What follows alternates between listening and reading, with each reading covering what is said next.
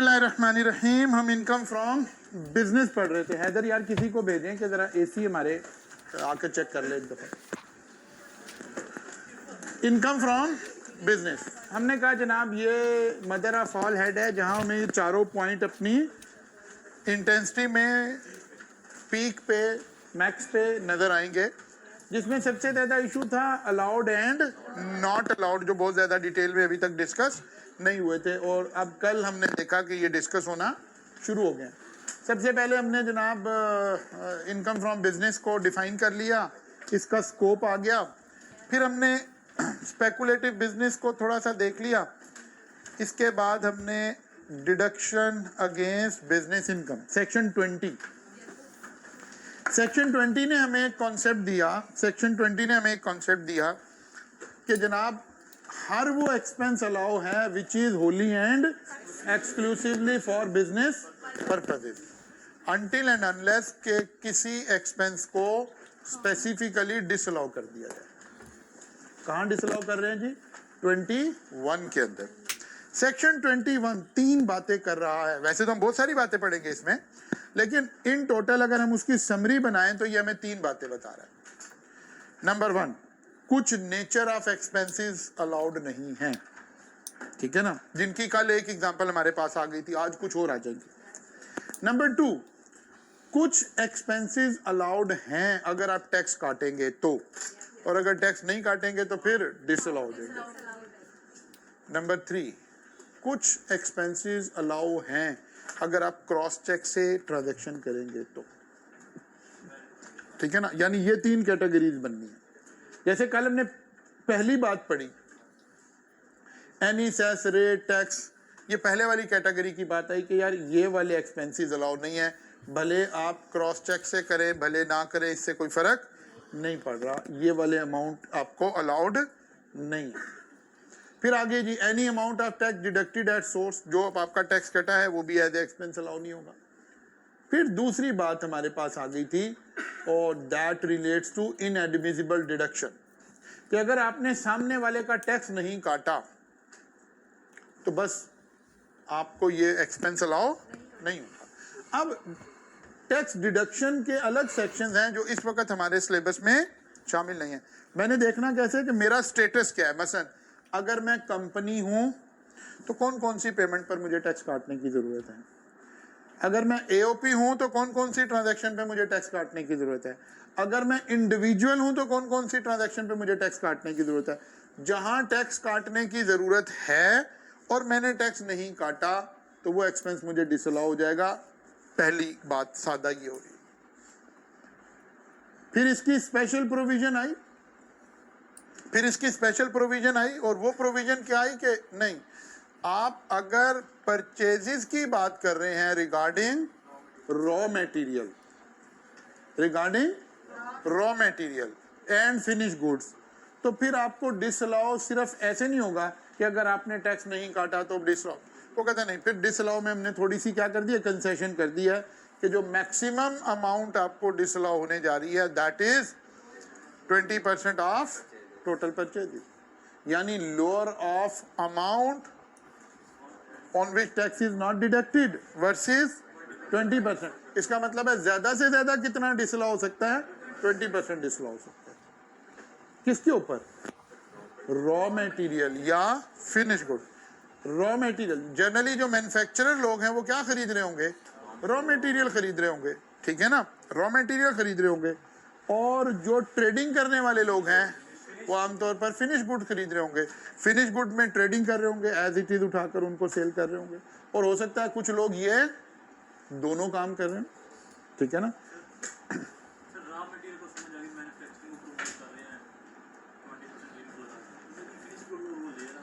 Finish good पे भी बस इसी तरह ही है कि बिजनेस में असल में जब ये हम इस तरह की प्रोविजंस लाते हैं ना शुरू में, अगर मैं आपके दौर की कोई बात करूं तो जब ये शबर जैदी साहब आए चेयरमैन एफबीआर, और इन्होंने आके उस बजट के अंदर एक शिक ये लगा दी कि अगर कोई शख्स 50,000 रुपये से ज़्यादा की परचेजिंग करता है तो उसको अपने CNIC की कॉपी प्रोवाइड करनी पड़ेगी। तो आपको पता है सब लोग हड़ताल पे चले गए। उन्होंने कहा जनाब हम तो काम ही नहीं कर रहे। अब गवर्नमेंट ने एक रूल बनाया, लेकिन उसके लिए एक एनवायरनमेंट भी क्रिएट करना है ना। तो ये वो वाली बातें हो रही हैं, ये प्रोविजो असल में फॉर द टाइम बीइंग आती हैं। यार अच्छा चलो अभी गुजारा तो चले ना, वो कहता है जनाब हम फिर फैक्ट्रियां बंद करते हैं, हमें तो कोई माल ही नहीं दे रहा। वो कहते भाई टैक्स काटना है तो हम नहीं टैक्स कटवा रहे। अभी भी प्रैक्टिकल लाइफ में क्या होता है, आप एक बंदे के पास जाते हो, अब आपके ना आपका लीगल स्टेटस है, आपको तो टैक्स काटना पड़ेगा। आपने मसलन आप हफीज सेंटर चले गए, फर्ज किया आपने वहां से कंप्यूटर खरीदे, 5 लाख रुपए के कंप्यूटर आपने कुछ वहां से खरीदे। अब आप उन्हें कहते हो कि भाई मैंने सप्लाईज का 5% आपका टैक्स काटना है इस पे। वो कहता है नहीं जनाब मैंने टैक्स नहीं कटवाना, ये क्या आप कहीं और से ले लें भाई, क्योंकि इसका 5% कितना बन गया 25,000। अब उसको लग रहा है कि यार ये तो सीधा सीधा 25,000 मेरा जाया हो गया है, क्योंकि वो टैक्स पेयर नहीं है सामने वाला बंदा। अब वो 25,000 देने को तैयार, आप कंपनी हैं, आपका लीगल स्टेटस है, अगर आप यहाँ ये नहीं करेंगे तो आप फंस जाएंगे, और जब आप फंसेंगे तो ये 5 लाख आपका डिसला होगा, आपका profit, your profit will be increase by 500,000 and your tax rate is 30%। कितना बन गया भैया? अब 5 लाख का 30% लें, माशाल्लाह काफी 1.5 लाख रुपए। अब जरा तवज्जो करें,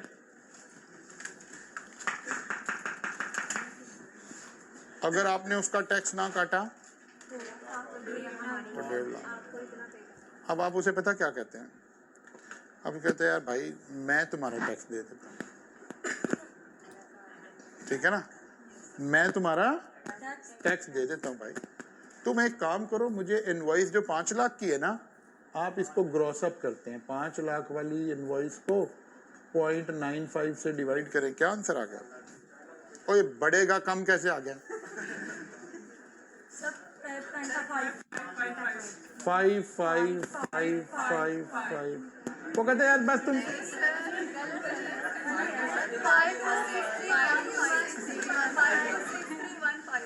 5 2।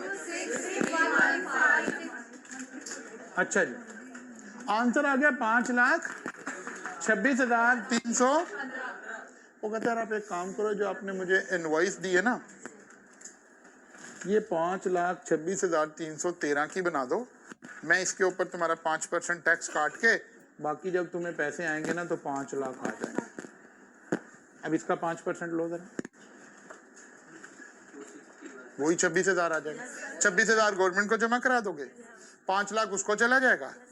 अब ये मैं आपको एक प्रैक्टिकल लाइफ की बात बता रहा हूँ, एग्जाम की नहीं बता रहा, बिकॉज यहाँ 26,000 देकर मेरी जान छूट गई है, और अगर ये वाला उसूल लग जाता तो मुझे 1.5 लाख देना पड़ता ना। बात समझ आ रही? अब क्योंकि कारोबार को तो आगे चलाना है ना, तो प्रैक्टिकल कुछ चीजें निकालनी पड़ेंगी फॉर द टाइम। अच्छा जनाब, ये वाली बात भी हम कल सारी कर गए थे, बल्कि ये वाली आइटम भी कर गए थे। अच्छा जनाब,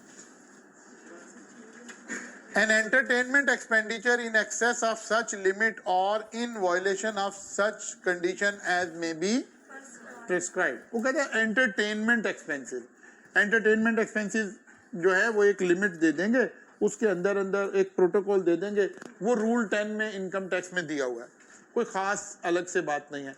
limit prescribed for following expenditure on entertainment are as under rule 10, expenditure should be incurred in driving income from business chargeable to tax and should not be in excess of the following limit or in violation of conditions specified. Number 1, such expenditure is incurred outside Pakistan on entertainment in connection with business transaction।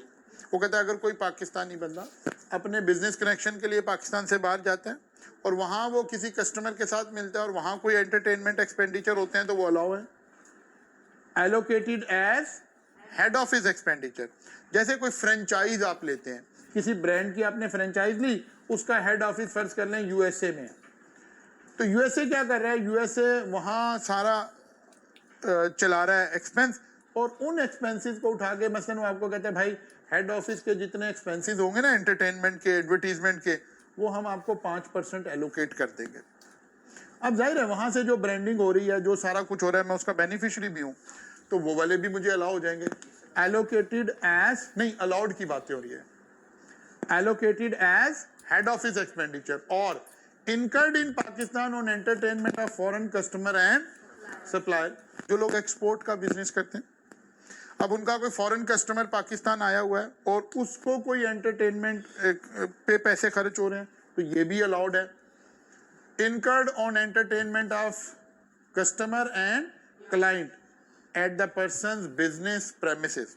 या कोई client आया, जैसे आपके कोई client को चाय offer कर देते हैं, कोई जूस ऑफर कर देते हैं, कोई खाना ऑफर कर देते हैं, तो ये भी अलाउ हो जाएगा। Incurred on the entertainment at the meeting of the share holder. अगर आप कंपनी वगैरह हैं तो कंपनी की मीटिंग में जो होगा, ये ऐसे ही नॉर्मल सी बातें लिखी हैं, ये भी हमारे उससे कोई बड़ी ज्यादा इंपॉर्टेंट बातें नहीं है। एक लिस्ट लिखी हुई है। हाँ जी, राइस की बिरयानी अलाउ है, एंटरटेनमेंट एक्सपेंस में अलाउ है, ठीक है ना, बिल्कुल अलाउएबल एक्सपेंस है। वो तो राइस बताएगा ना। अच्छा आगे चलते हैं, अब आगे चलते हैं। Any contribution made by the person to a fund, सबसे अहम बात आ गई है, तवज्जो कर ले, बिरयानी से बाहर आ जाओ। Any contribution made by the person to a fund that is not a recognised provident fund, approved superannuation fund, approved graduate fund और अप्रूव्ड पेंशन फंड। पहले तो समझे हम किसकी बात हो रही है। सैलरी में ये बात हम एम्प्लॉय के शू में पढ़ के आए हैं, अब हम एम्प्लॉयर के शू में पढ़ रहे हैं, क्योंकि अब तो बिजनेस की बात हो रही है ना। वो जो हमने सैलरी में पढ़ा था कि एम्प्लॉय भी पैसे डालेगा, एम्प्लॉयर भी पैसे डालेगा, दोनों बराबर बराबर डाल, उस वक्त हम एम्प्लॉय के शू में बातें कर रहे थे कि एम्प्लॉय की सैलरी में क्या ऐड करना है। अब हम एम्प्लॉयर की बातें कर रहे हैं। इसका मतलब है जो एम्प्लॉय के एक्सपेंसेस हैं उसका तो हमारे से ताल्लुक ही कोई नहीं है। जो एम्प्लॉय के पैसे कटे हैं उसका तो बिजनेस से कोई ताल्लुक नहीं हो, तो उसी के पैसे थे। इसका मतलब है अब ये जिक्र हो रहा है जो एम्प्लॉयर ने पैसे कंट्रीब्यूट किए हैं, इसीलिए लिखा है any contribution made by the person to a fund that is not a recognised provident fund, is not a approved superannuation fund. इसे ऐसे पढ़ना, इज नॉट अ सबके साथ लिखा हुआ है actually. That is not a recognised provident fund, that is not a approved superannuation fund, that is not a approved gratuity fund, that is not a approved pension fund. इसका मतलब है अगर ये फंड अप्रूव्ड नहीं है तो जो employer पैसे डाल रहा है वो एक्सपेंस नहीं है। पहला उसूल तो मोटा उसूल ही आ गया, बात समझ आई है। अगर ये फंड अप्रूव्ड नहीं है और एम्प्लॉयर कंट्रीब्यूशन डाल रहा है उसमें, तो ये एक्सपेंस नहीं है, बिजनेस एक्सपेंस नहीं है, अलाउएबल एक्सपेंस नहीं है। एक उसूल आ गया। आगे चलते हैं। An amount in excess of 50% of contribution made by a person to approved gratuity fund, approved pension fund or an approved superannuation fund। वो कहता है 50% से ज्यादा कंट्रीब्यूट नहीं कर सकते। फिर आगे चलते हैं। Any contribution made by the person to any provident fund, any provident और other fund established for the benefit of the employees of the person, unless the person has made effective arrangement to secure that tax is deducted from any payment made by fund, in respect of which recipient is chargeable to tax under the head। तीन अलग अलग बातें हो रही हैं, फिर हम देखते हैं अप्लाई कैसे होना। तीसरी बात क्या हो रही है, वो कह रहे any contribution made by person to any provident और अदर फंड। एनी का मतलब है रजिस्टर्ड और अनरजिस्टर्ड। अब जरा गौर करें, अनरजिस्टर्ड तो पहले ही निकल गए हैं, ठीक है। अब असल में तो रजिस्टर्ड बचे हुए हैं जो अलाउड हैं। वो कहता है यार अगर कोई फंड रजिस्टर्ड हो, लेकिन उसने खाली रजिस्टर्ड नहीं लिखा, उसने कहा एनी, ताकि दोनों दोबारा कवर हो जाए, ठीक है ना। उसने कहा जनाब अगर कोई भी फंड है और एम्प्लॉयर ने उसमें कंट्रीब्यूशन डाली हुई है, भले वो रजिस्टर्ड है भले अनरजिस्टर्ड है, अगर जब इस फंड से पैसे मिलने हैं एम्प्लॉय को, तो ये कहाँ जाने हैं, सैलरी में। अगर वो चार्जेबल टू टैक्स हैं तो क्या ये टैक्स काट रहा है कि नहीं काट रहा। अब हम डिफरेंट फंड पढ़कर आए हैं सैलरी में, बहुत सारे फंड तो चार्जेबल टू टैक्स है ही नहीं है, साथ साथ टैक्स ले लिया, जब पेमेंट हुई है तो टैक्स लेना ही नहीं है। बाज फंड से पेमेंट जब हो रही है वो एग्जेम्प्ट है। अगर टैक्स बनता है और आपने टैक्स नहीं लिया तो फिर ये कंट्रीब्यूशन अगेन क्या हो गई है, डिसअलाउ हो गई। ये बात समझ आ रही? फंड से जब एम्प्लॉय पैसे ले रहा है तो कहां जा रहे हैं, इनकम फ्रॉम सैलरी। क्या आपका ये इफेक्टिव अरेंजमेंट है कि अगर उसके ऊपर टैक्स बनता है तो टैक्स काटा है, अगर नहीं काटा तो डिसअलाउ। जैसे सैलरी पे टैक्स ना काटें तो क्या होगा, तो वो आपके आपको डिसअलाउ हो जाएगा। कौन से उसूल, इस उसूल में, इस उसूल में any expenditure from which person is required to deduct और कलेक्ट टैक्स, और उसने नहीं काटा। एक्चुअली ये सेक्शन बाद दफा क्या कर रहा है, ओवर एम्फेसाइज कर रहा है ताकि अगर कहीं शक रह जाए तो वो भी दूर हो जाए। हालांकि वो वाली बात जो वहां पढ़ रहे हैं वो ना भी लिखी हो तो इस हेड में आकर भी उसने डिसअलाउ हो जाना ना कि यार भाई सैलरी की इस अमाउंट पे टैक्स कटना था, आपने नहीं काटा तो डिसअलाउ हो गया। लेकिन नहीं, उन्होंने एक स्पेशल प्रोविजन अलग भी बना दी कि यार ताकि बात क्लियर हो जाए कि अगर किसी फंड से पैसे ले रहा है एम्प्लॉय और वो सैलरी में जा रहे हैं और उस पर टैक्स बनता था और इसने टैक्स नहीं काटा तो वो डिसअलाउ हो जाएगा। बात समझ आई है? एम्प्लॉयर्स कंट्रीब्यूशन डिसअलाउ हो जाएगा क्योंकि एक्सपेंस में तो एम्प्लॉयर कंट्रीब्यूशन आ रही है ना। सर ये 50% वाली जो वो अभी करते हैं, उसकी बात करते हैं।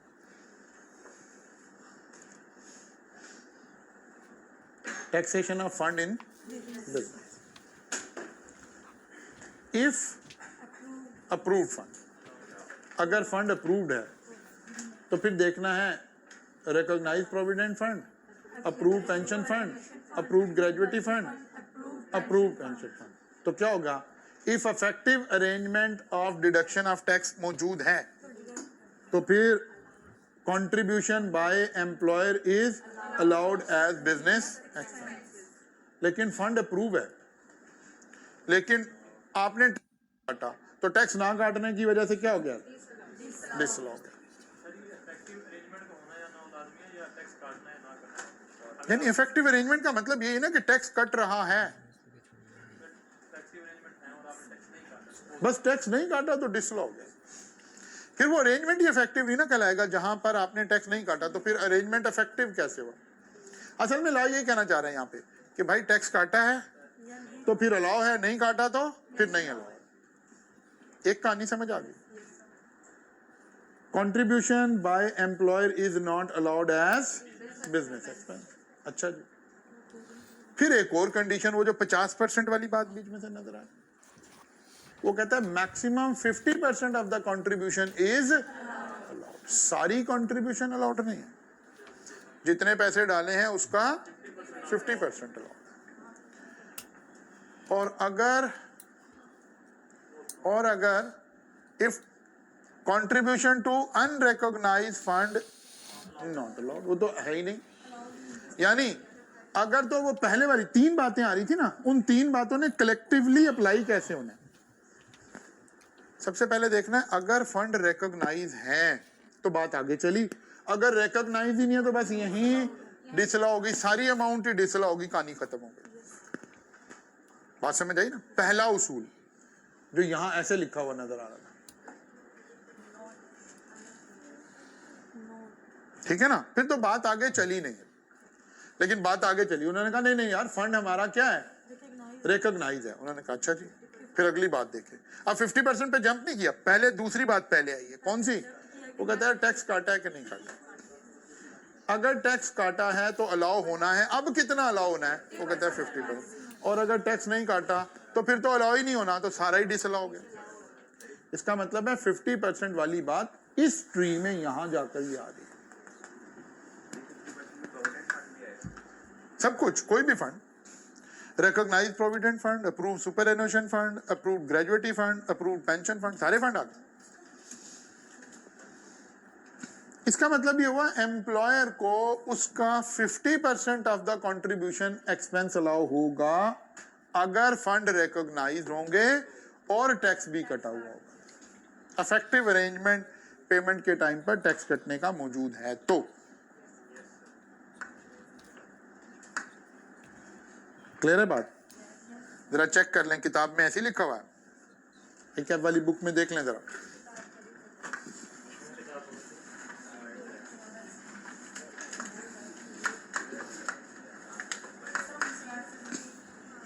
कोई नहीं, जो बच्चे बुक लेके आए हैं कोई एक बच्चा वेट कर देना जरा, क्योंकि बाद दफा ये 50% वाली बात आ रही है तो ओके हो गया, ओके हो गया, क्योंकि बाद दफा कोई अमेंडमेंट में कोई चीज ना चली गई।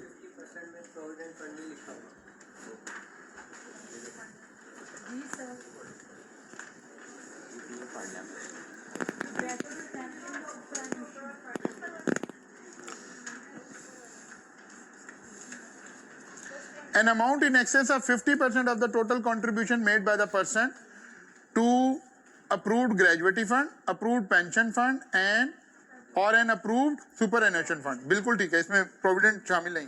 प्रोविडेंट आपको मिल जाएगा सारे का सारा, प्रोविडेंट पर पूरी मिल जाएगी और बाकियों पर 50%। ठीक है ना, जरा जरा देखिए देखिए यहाँ से दोबारा। An amount in excess of 50% of contribution made by a person to approved gratuity fund, approved pension fund, approved superannuation fund, superannuation, provident नहीं है। अब जरा गौर कर लें क्या क्या बात बनी है, इसे तवज्जो कर लें इस वाले के ऊपर। पहले लॉ ने एक बात की है, क्या? अगर ये वाले फंड, इसमें प्रोविडेंट फंड भी शामिल है, अगर इनमें से कोई भी फंड अप्रूव्ड नहीं है तो बस कहानी यहीं खत्म होगी, कुछ देखने की जरूरत नहीं है। ये क्या हो गया? डिसअलाउ हो गया। Contribution to unrecognised fund, any type of unrecognised fund, वो डिसअलाउ हो गई। ठीक होगी बात? अब रह गया अगर ये रिकॉग्नाइज है, ठीक है, अगर ये रिकॉग्नाइज है तो फिर अगर टैक्स अरेंजमेंट है तो कंट्रीब्यूशन अलाउड है, लेकिन कितनी अलाउड है? जब कितनी अलाउड है वाली बात आई तो कहते हैं यार प्रोविडेंट फंड पे तो 100% अलाउड है और बाकी सब पर 50% ऑफ द अमाउंट अलाउड है। क्लियर हो गई बात? अच्छा जी, फिर एक और प्रोविजन आ रही है जो कि बड़ी अहमियत की हामिल है। एनी फाइन और पेनल्टी पेड और पेएबल बाय द पर्सन। हमने कहा कि जब भी कोई लॉ आ रहा है तो वो क्या कर रहा है, ये वाली एक्सप्लेनेशन आ रही है। Any amount carry to reserve, नहीं वो नहीं, अगली वाली आ रही, इन दो को भी देखते हैं। हमने कहा लॉ ने ना 3 तरह की कैटेगरीज उसके जहन में है। जब ये सेक्शन 21 बन रहा है ना, इसमें 3 बातें डिस्कस हो रही हैं। कौन से एक्सपेंसेस ऐसे हैं जो अलाउड ही नहीं है, नॉट एट ऑल, उनकी एक और एग्जांपल आ गई, एनी फाइन और पेनल्टी पेड और पेएबल बाय पर्सन।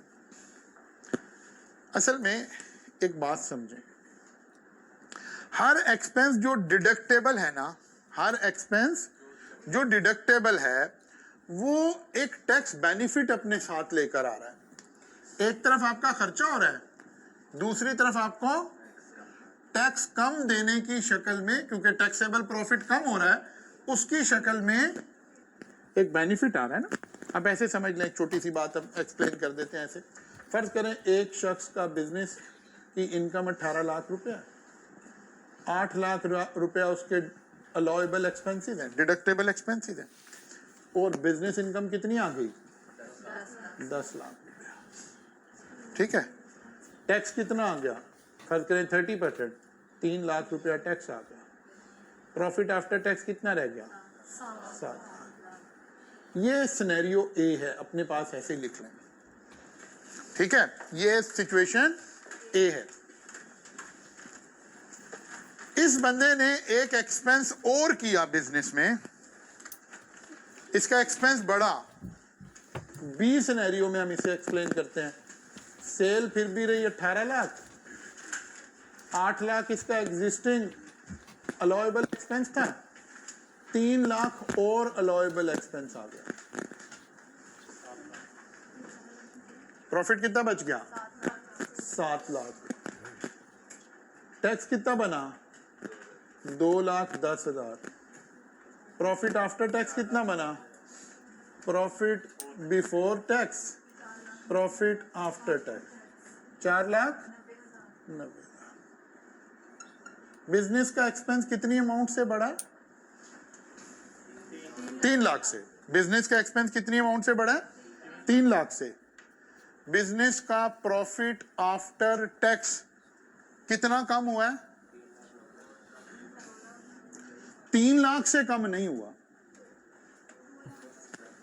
कितना कम हुआ प्रॉफिट? 2 लाख। एक्सपेंस बढ़ा है 3 लाख रुपया, प्रॉफिट कम हुआ है 2,10,000। ऐसा क्यों हो गया है? ऐसा टैक्स बेनिफिट की वजह से हुआ है। पहले टैक्स 3 लाख देना पड़ रहा था, अब 2,10,000 देना पड़ा है, टैक्स बचा है 90,000, वही 90,000 का बेनिफिट आ गया। बात मेरी समझे कि नहीं समझे? टैक्स बढ़ा है, कम हुआ है, 3 लाख से कम होके 2,10,000 पे चला गया है, क्योंकि मेरा खर्चा बढ़ गया है, मेरा टैक्सेबल प्रॉफिट कम हो गया है। टैक्सेबल प्रॉफिट 3 लाख से ही कम हुआ है, जितने खर्चे बढ़े हैं उतने से ही कम हुआ है, लेकिन मेरा नेट प्रॉफिट उतने से कम नहीं हुआ ड्यू टू टैक्स सेविंग।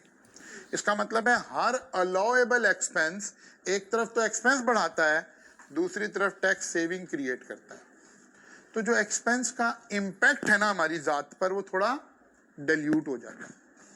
खर्चा 3 लाख हुआ और हम फाइनेंस समझने वाले सारे लोगों को समझ आई नहीं, खर्चा 3 लाख नहीं हुआ, 2,10 हुआ। बात समझ आ रही है? आगे आप एमएफए का एक पेपर पढ़ेंगे, वहां तो बाकायदा इसकी कैलकुलेशन जरा डिटेल में पढ़ेंगे जाकर। हम अभी अपने पेपर की लिमिट तक पढ़ रहे हैं।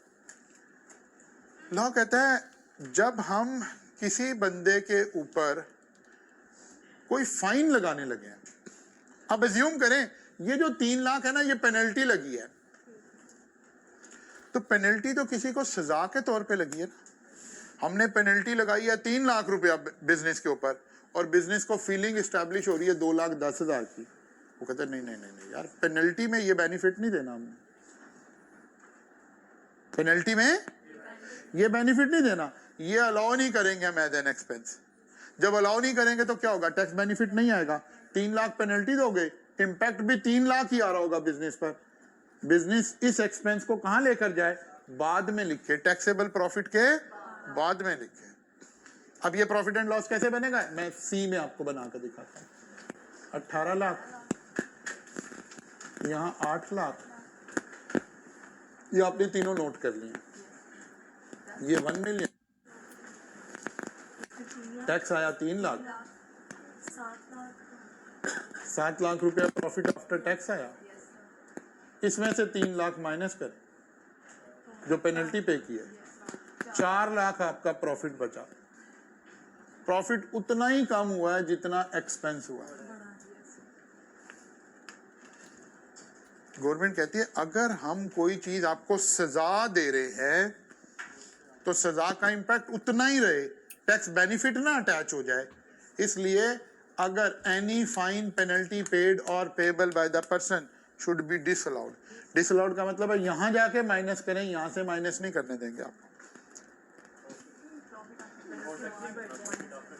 बात समझ आ रही है? और ये असल में क्या हो रहा है ऐसे समझें। कितना एक्सपेंस था हमारा? 3 लाख। अब जरा गौर करें, 3 लाख का डायरेक्टली 30% ले लें, क्योंकि टैक्स रेट हमारा 30% है ना, तो असल में 90,000 रुपए का बेनिफिट है। ये वही बेनिफिट है जो ये 90,000। हर एक्सपेंस, जरा मेरा जुमला मुकम्मल होने दें, हर एक्सपेंस टैक्स रेट से आपको बेनिफिट अराइव कर रहा है। कौन सा एक्सपेंस? Allowable expense. अब जरा सोचें, अभी मेरा ख्याल है गर्मियों में, अगस्त के महीने में शायद, राइस का जो बिजली का बिल है ना, वो 13 लाख रुपए आ गया। 1 महीने का बिल 13 लाख रुपया।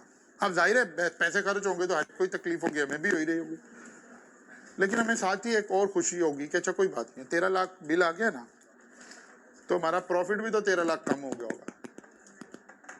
हाँ, क्योंकि बिजली का बिल तो अलाउएबल एक्सपेंस है ना, तो प्रॉफिट भी 13 लाख से कम हो गया होगा। तो अगर 30% टैक्स रेट है, इसका मतलब है इसका 30% कितना आ गया? 13 लाख का 30% 3 लाख। इसका मतलब है बिजली का बिल तो हमने 13 लाख दिया होगा, लेकिन अब 13 लाख में से जरा ये माइनस करें। अब जरा मेरा जुमला सुने, मैं क्या कह रहा हूं। हमने बिजली का बिल कितना पे किया है? 13 लाख। लेकिन हमें एक्सपेंस की तकलीफ कितनी हुई होगी?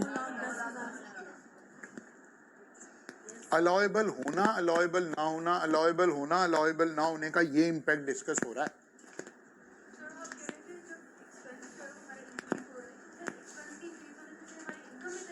नहीं, कोई जरूरी नहीं, इनकम हमारी इनकम नहीं, प्रॉफिट कम होगा ना, इनकम कैसे कम होगी?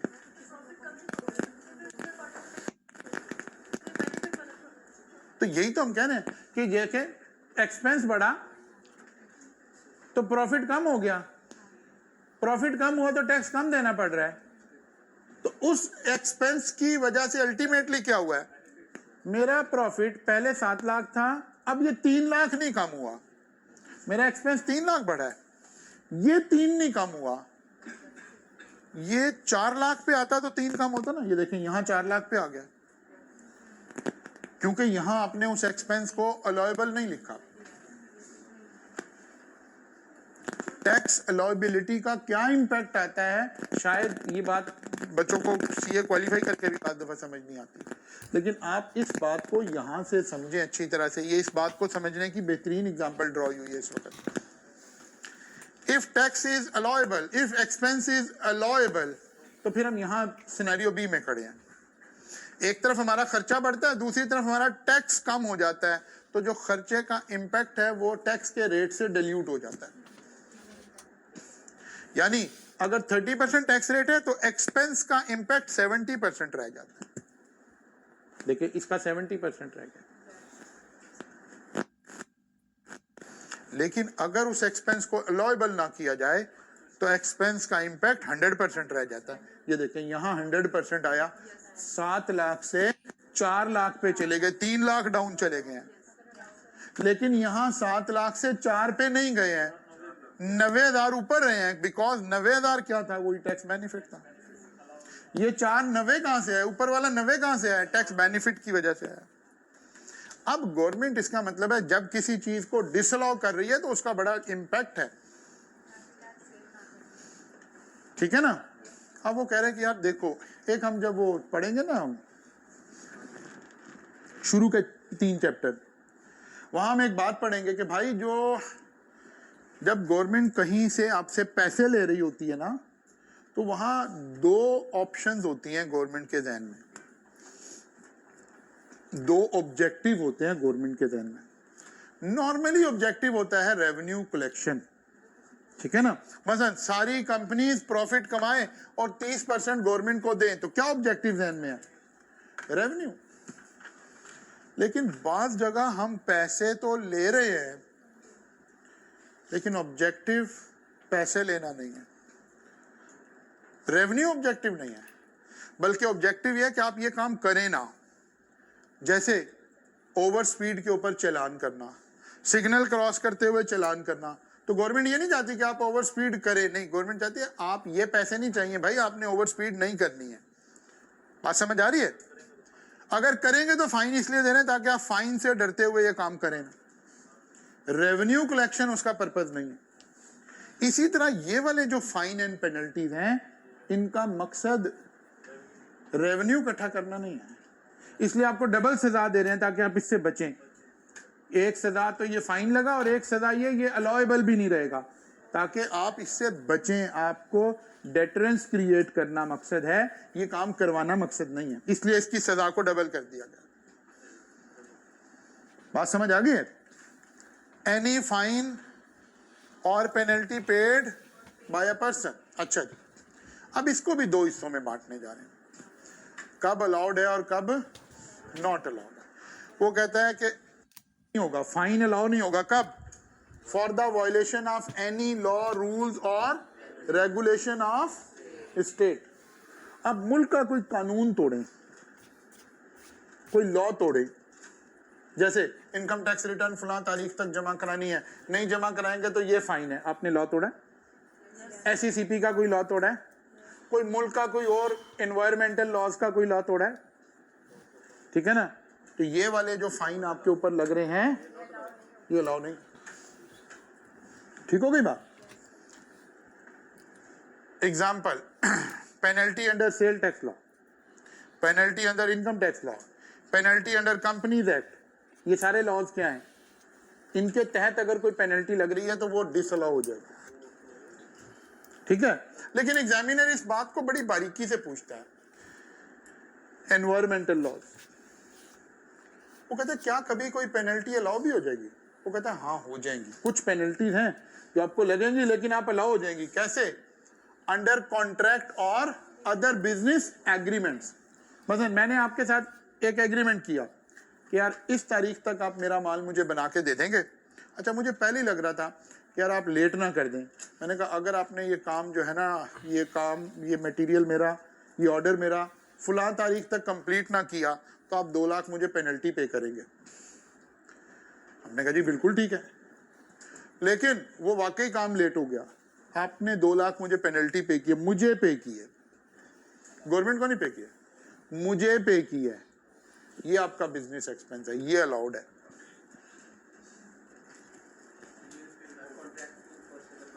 नहीं, एनफोर्सेबल बाय लॉ है ना। असल में यहाँ मकसद है कि जो स्टेट ने पेनल्टीज लगाई, नहीं तो पेनल्टी मैंने और आपने आपस में लगाई है, लगाई किसी कॉन्ट्रैक्ट के अंडर ही है, किसी एग्रीमेंट के अंडर ही है, लेकिन ये पैसे गए कहाँ हैं? स्टेट को नहीं गए, ये मेरे आपका एग्रीमेंट है। जी, अलाउड का मतलब है इसमें टैक्स बेनिफिट आएगा। आपका ये नॉर्मल बिजनेस एक्सपेंस है, आपने डिले हो गया, कोई बात नहीं, हाँ ये वाली ट्रीटमेंट आएगी। इसका मतलब है इसकी ट्रीटमेंट बी वाली आएगी और इसकी ट्रीटमेंट सी वाली आएगी। बात समझ आ रही है कि नहीं? सॉरी,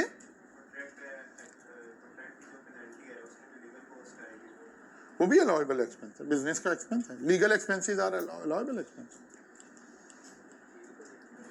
एक्चुअली साबित क्या करना है, सेक्शन 20 को देखें, होली एंड एक्सक्लूसिवली। जाहिर है कोई ऐसा ही काम होगा ना जहां ये पेनल्टीज लगती होंगी, जैसे जो एक्सपोर्टर है वो बहुत दफा एक्सपोर्ट के ऑर्डर में पेनल्टी क्लास मौजूद होती है कि यार अगर आपने ऑर्डर लेट किया तो फिर आपकी ये पेनल्टी है।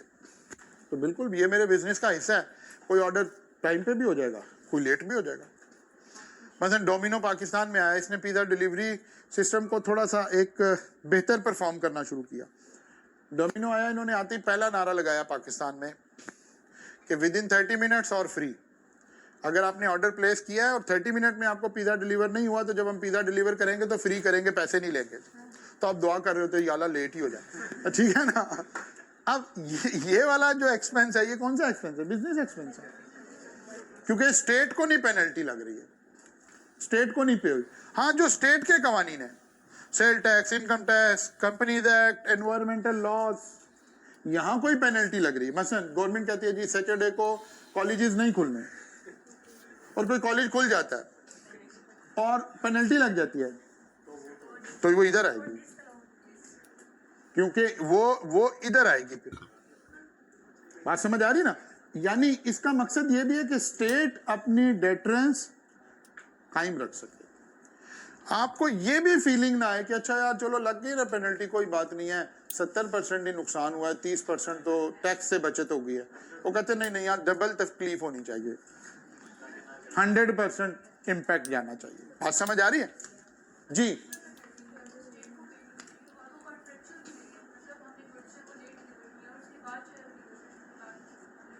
ये भी बिजनेस एक्सपेंस है, बस स्टेट को पे ना हो। यानी आप ऐसे समझें, अगरचे लॉ ने ये बातें लिखी नहीं है, लेकिन ये हमें सारी बातें थ्रू केस लॉज और थ्रू हाई कोर्ट के डिसीजंस और सुप्रीम कोर्ट के डिसीजंस ये बातें समझ आती हैं कि भाई स्टेट की डेटरेंस की बात हो रही है। जो स्टेट के जो कवानीन मेरे और आपके हैं, that is a business expense. ये तो बिजनेस की नेचर है ऐसी कि बिजनेस ऐसे चल रहा है, नॉर्म्स ऑफ द बिजनेस ऐसे हैं। आप किसी रेस्टोरेंट में खाना खाने गए हैं, आपको उन्होंने सूप सर्व किया, आपने आधा बाउल सूप का पी के कहा यार कौन है भाई इंचार्ज इस वक्त फ्लोर पे? वो बेचारा इंचार्ज आ गया, आपने कहा क्या सूप सर्व किया है? अब वो बेचारा कहता है कि सर मैं दोबारा सर्व कर देता हूँ। उसने नहीं पूछा क्या मसला हो गया है, क्या बात हो गई है। उसको यही सिखाया गया हॉस्पिटैलिटी इंडस्ट्री में कि यार ऐसे चवल कस्टमर कोई एक आधा आता है तो आपने बहस नहीं करनी, आपने एनवायरनमेंट यहाँ का खराब नहीं करना, कोई बात नहीं है, एक बाउल सूप का इसको दे दो, कोई बात नहीं। अब ये क्या है? ये बिजनेस एक्सपेंस है, इसे बिजनेस एक्सपेंस ट्रीट करेंगे। बात समझ आ रही है? लेकिन अगर फूड अथॉरिटी वाले आपके रेस्टोरेंट को सीज कर दें और कोई पेनल्टी लगा दें तो वो नॉट अलाउड है। बात समझ आ रही है? अच्छा जी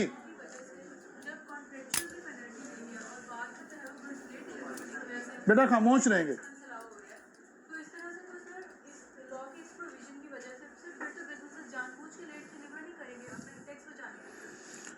नहीं अच्छा आप ये कहना चाह रही हैं, आप मुझे जरा वक्त दे दें थोड़ा सा। आप ये कह रही हैं कि ये वाला 90,000 बचाने के लिए हम 2-10 का भी नुकसान कर लेंगे। बात समझ आ गई ना? ऐसा नहीं हो सकता कि मैं कहूं कि क्योंकि 90,000 टैक्स बच जाएगा तो चलो 2,10,000 भी जाने दो। खैर तसल्ली हो गई कि नहीं? आगे चलते हैं। तो ऐसा नहीं है, वो ना असल में कलेक्टिव विजडम, जो इंसानियत की विजडम है ना, वो खुद ही चीजों को टेक ओवर कर लेगी। हो क्या रहा है, जो अलाउएबल एक्सपेंस हैं वहां सिर्फ हमें एक फीलिंग आ रही है कि अच्छा यार एक्सपेंस तो इतना हुआ है लेकिन चलो 30% मेरा टैक्स भी तो बच गया, डिल्यूट हो गया थोड़ा सा। आप ये याद रखें, ये फिक्रा याद रखें, बिजनेस में कोई भी एक्सपेंस कंपेलिंग नीड के बगैर नहीं किया जाएगा। कॉस्ट अकाउंटिंग पढ़ रहे हैं इस अटेम्प्ट में कि नहीं पढ़ रहे हैं? जब डिसीजन मेकिंग में पहुंचेंगे तो आप ये बात पढ़ रहे होंगे कि बिजनेस हमेशा एक्सपेंस जब ही करेगी जब वो कंपेलिंग नीड होगी। यानी कंपेलिंग नीड में किसे कह रहा हूं, कॉस्ट बेनिफिट एनालिसिस पर पूरा उतरती होगी। हम अपने शौक से कोई एक्सपेंस नहीं बिजनेस में कर रहे होंगे, हम हमेशा वो एक्सपेंस कर रहे होंगे जो कंपेलिंग नीड है कि यार एक्सपेंस तो करना ही करना पड़ेगा। जैसे मैं भी कह रहा हूं बिजली का बिल आ गया 13 लाख, ये तो देना ही देना पड़ेगा, कोई ऑप्शन तो कोई नहीं है इसमें। हाँ फिर आया कि अच्छा यार ये तो देना ही पड़ेगा लेकिन यार चलो टैक्स बच जाएगा थोड़ा सा, तो थोड़ा आसरा हो गया कि अच्छा यार चलो ये फायदा हो गया, ठीक है ना? तो ये वाली बात जी, सॉरी सी वाला है जब नॉट अलाउड, सी वाले के ऊपर लिख दें जब एक्सपेंसेस, ऐसे देखें ये लिखें यहां इफ अलाउड नॉट अलाउड। किस एक्सपेंस की बात हो रही? इस एक्सपेंस की बात हो रही। अगर ये अलाउड था तो प्रॉफिट बिफोर टैक्स से पहले माइनस हो गया है, और अगर ये अलाउड नहीं था तो प्रॉफिट आफ्टर टैक्स में से माइनस हुआ है।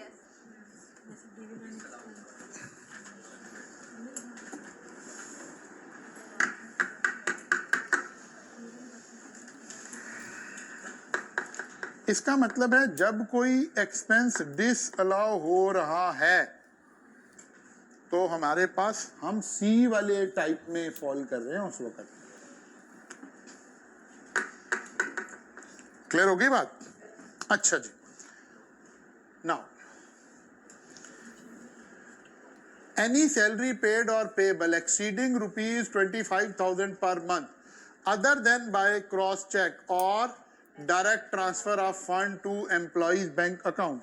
जो लोग बुक खोल के बैठे हैं, ये लिमिट 25,000 ही है, 30 हो गई है इस दफा, 30 हो गई, इसको 32, अच्छा हाँ मिनिमम वेज के साथ ये चलती है, मिनिमम वेज 32,000 हो गई, ठीक है ना? अब इसको 32,000 कर ले, ठीक है ना? क्योंकि मिनिमम वेज रेट इस वक्त मुल्क में क्या है, 32,000।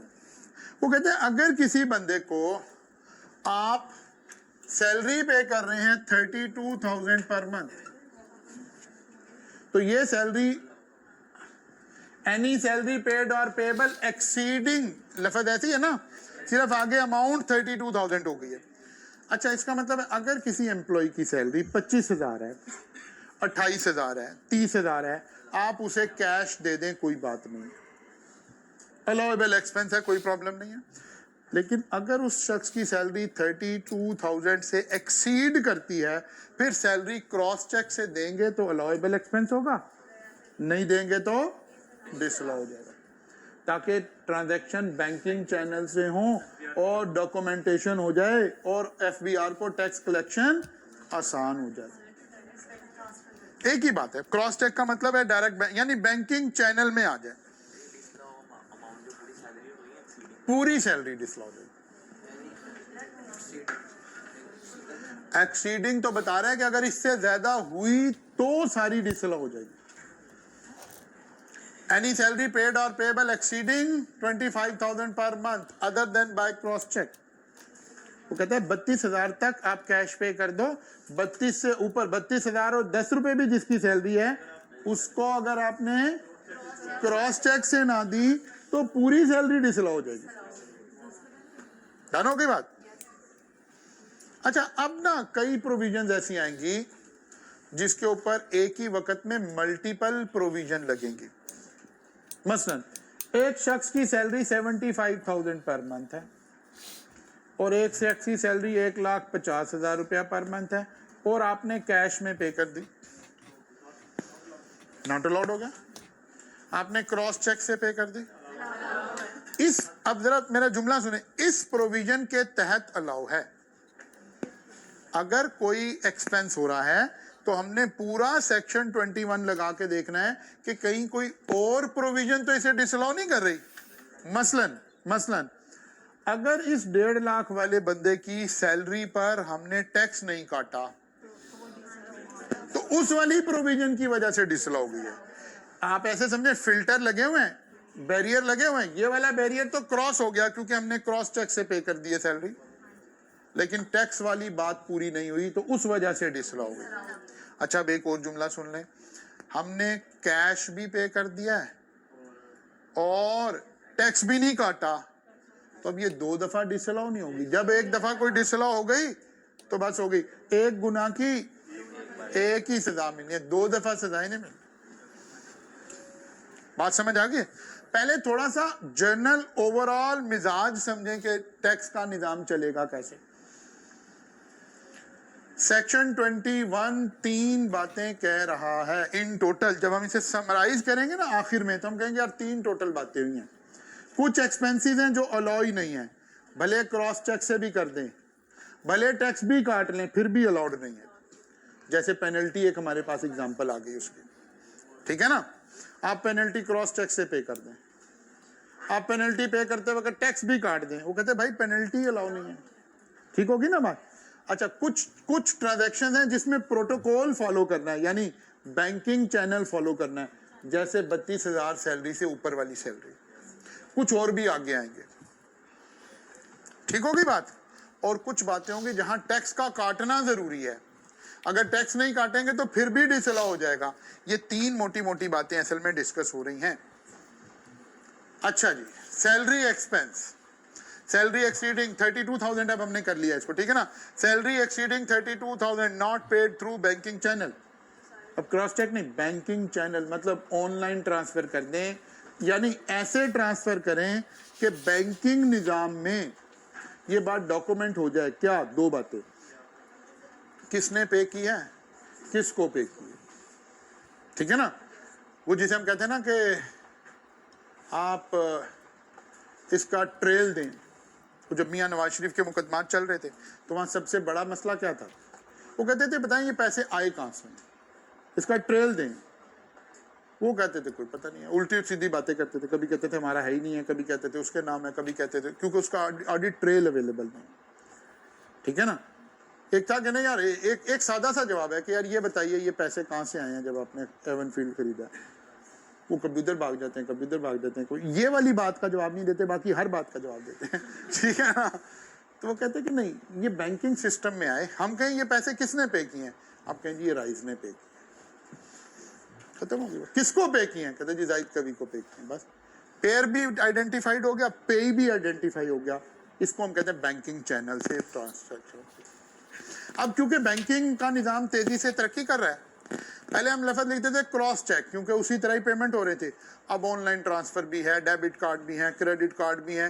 तो हम बैंकिंग चैनल से मतलब है कोई भी ऐसा मींस जिसमें पेयर और पेई आइडेंटिफाइड हो जाए, बस। ठीक होगी ना बात? अच्छा जी, salary expense, salary paid without deduction of tax. अब भले आपने क्रॉस चेक से पे भी कर दिया, लेकिन एक और प्रोविजन इसको क्या कह रही है, not allowed as expense even paid through banking channel. फिर आ गया जी salary of proprietor member of ये अभी मैंने एक प्रोविजन अलग से पढ़नी है। मैंने जरा 3-4 प्रोविजन को इकट्ठा करके आपको बताया क्योंकि एग्जामिनर ऐसे आपको फंसाएगा। एक प्रोविजन हमने पढ़नी है कि जब आप एओपी बना रहे हो ना, AOP means association of person, तो यहां से आप salary, wages, remuneration, commission, bonus कुछ नहीं ले सकते। यानी ये चीजें एक्सपेंस ट्रीट नहीं होंगी, पहले टैक्स देंगे, ये तो अप्रोप्रिएशन ऑफ प्रॉफिट है, इसीलिए लिखा हुआ है कि ये वाली not allowed even tax deducted and paid through banking channel. AOP हमारी एसोसिएशन ऑफ पर्सन है, मैं वहां जॉब कर रहा हूं यानी पार्टनर हूं और मुझे सैलरी भी मिल रही है। अब भले मेरी सैलरी पे टैक्स भी काट लें, भले बैंकिंग चैनल से भी दे दें, तब भी पे नहीं होगी। सैलरी के ये 3 एस्पेक्ट हैं जो एग्जामिनर ने हमारे साथ डिस्कस करने हैं। कल आएंगे तो इंशाल्लाह ताला यहाँ से फर्दर आगे चलेंगे। हमारा टेस्ट डे जो है वो जुमे पे ट्रांसफर हो गया। हमारा जो टेस्ट डे है वो फ्राइडे को चला गया, बिकॉज सैटरडे तो गवर्नमेंट ने फिलहाल ऑफ कर दिया है ना, जनवरी तक के लिए। गवर्नमेंट ने कल ये कहा कि जनाब अब टेस्ट जो है वो फ्राइडे को हुआ करेगा। अभी जब तक जाहिर हालात ऐसे हैं तो 5 दिन ही होंगे।